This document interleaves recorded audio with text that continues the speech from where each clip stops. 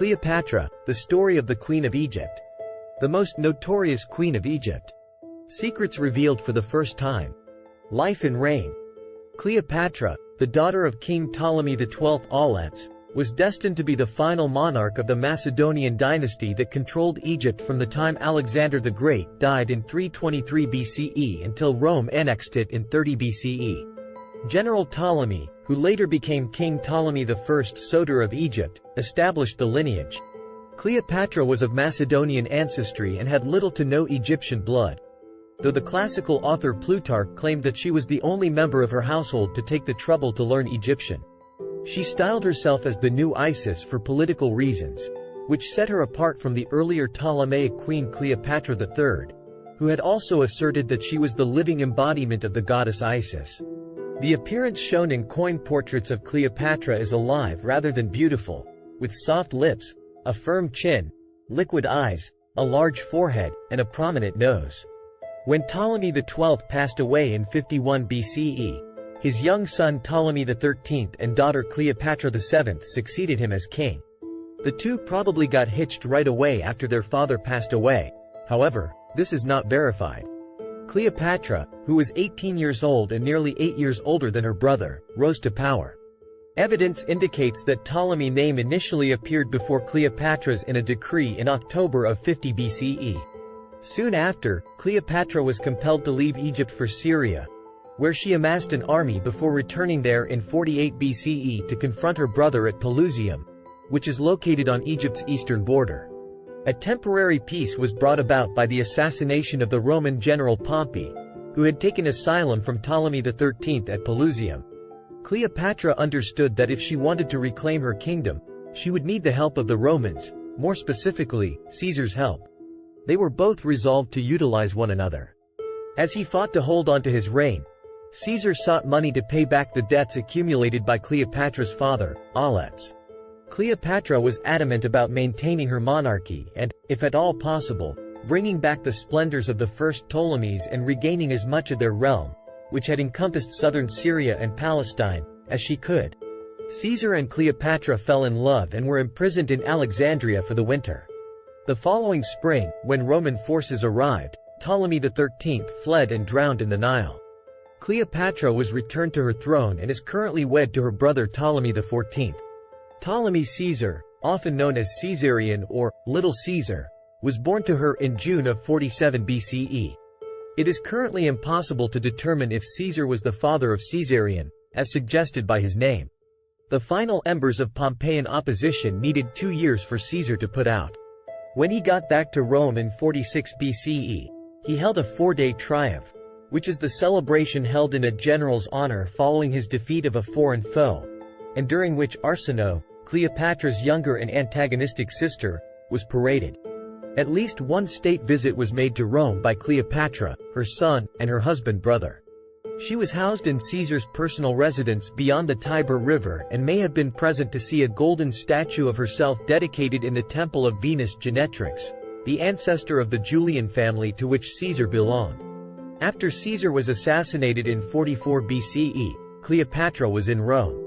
The final embers of Pompeian opposition needed 2 years for Caesar to put out. When he got back to Rome in 46 BCE, he held a 4-day triumph, which is the celebration held in a general's honor following his defeat of a foreign foe, and during which Arsinoe, Cleopatra's younger and antagonistic sister, was paraded. At least one state visit was made to Rome by Cleopatra, her son, and her husband-brother. She was housed in Caesar's personal residence beyond the Tiber River and may have been present to see a golden statue of herself dedicated in the temple of Venus Genetrix, the ancestor of the Julian family to which Caesar belonged. After Caesar was assassinated in 44 BCE, Cleopatra was in Rome. Cleopatra and Antony founded the Inimitable Livers Society at Alexandria, whose members led what some historians have characterized as lifestyles of excess and foolishness and others have characterized as lives devoted to the cult of the mystic deity Dionysus. Alexander Helios and Cleopatra Selene, twins born in 40 BCE, were named by Cleopatra. Antony had already left Alexandria and was on his way back to Italy when he was compelled to reach a short-term agreement with Octavian. In exchange for this, He wed Octavia, Octavian's sister, Fulvia having died. After 3 years, Antony was certain that he and Octavian would never be able to reconcile. He went back to the east and met up with Cleopatra because his marriage to Octavia was no longer relevant. Cleopatra demanded the restoration of a considerable chunk of Egypt's eastern kingdom, including significant portions of Syria and Lebanon and even the abundant balsam groves of Jericho, in exchange for Antony's financial assistance for his postponed Parthian invasion. Both the Parthian campaign and Armenia's brief dominion were costly failures. Nonetheless, Antony celebrated a triumphant return to Alexandria in 34 BCE. The Donations of Alexandria festival took place after that. The gymnasium was packed with spectators who came to watch Cleopatra and Antony seated on golden thrones on a silver podium, with their children next to them on slightly lower thrones. Caesarion was declared by Antony to be Caesar's son, making Octavian, who had been adopted by Caesar as his son and heir, illegitimate in the eyes of the law. Caesarion was honored as the King of Kings, and Cleopatra as the Queen of Kings. Alexander Helios received Armenia and the region west of the Euphrates, while his little brother Ptolemy received the region east of the Euphrates. Cleopatra Selene, the sister of the lads, was to be in charge of Cyrene. Octavian, who was observing from Rome, could see that Antony wanted his extended family to dominate the developed world. It started a war of propaganda. The Vestal Virgin's temple, to whom Antony's will had been entrusted, was taken by Octavian, who then revealed to the Roman populace that Antony had not only given a foreign woman Roman possessions but also intended to be buried next to her in Egypt. The fast-growing rumor that Antony likewise intended to move the capital from Rome to Alexandria grew quickly.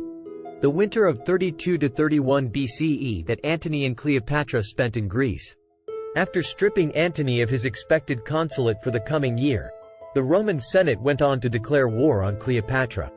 The naval battle of Actium, which took place on September 2, 31 BCE, and saw Octavian take on Antony and Cleopatra's combined forces, was a catastrophe for the Egyptians. Cleopatra withdrew to her mausoleum as Antony left for his final battle after the couple fled to Egypt. When Antony learned that Cleopatra had not actually passed away, he stumbled over his sword. In a final act of devotion, he had himself taken to Cleopatra's hideaway where he passed away after pleading with her to reconcile with Octavian. After burying Antony, Cleopatra killed herself. Although the exact manner of her death is unknown, classical writers came to assume that she had used an asp, a symbol of divine royalty, to commit suicide. She had been Antony's partner for 11 years and the queen for 22 years at the age of 39. As both of them had desired, they were laid to rest together, and the Roman Republic was also laid to rest with them. Even though many of Egypt's many hundreds of queens were well known within their own country, they were largely unknown abroad. The legends of the queens were forgotten, and their monuments were buried beneath Egypt's sands when the dynasty age came to an end and the hieroglyphic script was destroyed. Nonetheless, because Cleopatra lived in a time when literacy was widespread and because of the impact of her deeds on the creation of the Roman Empire, her story must not be lost. The future Emperor Augustus, Octavian, was determined that he should be recognized as the legitimate ruler of Rome. He edited Rome's official records and published his autobiography to accomplish this. Cleopatra's tale was kept as a vital element of his since she had been crucial to his quest for power. However, it was condensed to just 2 episodes. Her interactions with Mark Antony and Julius Caesar. After losing her political influence, Cleopatra was to be known as an immoral foreigner who seduced honorable Roman men. As a result, she served as a valuable foe for Octavian, who wished to be known for his campaigns against enemies other than the Roman people. This official Roman portrayal of a predatory, immoral Cleopatra entered the Western culture, where it was repeated and reinterpreted throughout time, eventually developing into a tale of a corrupt life made right by an honorable death. Muslim academics also created their own depiction of the queen after the Arab conquest of Egypt around 640 CE. Their Cleopatra was a brilliant philosopher and chemist, as well as a scholar and scientist.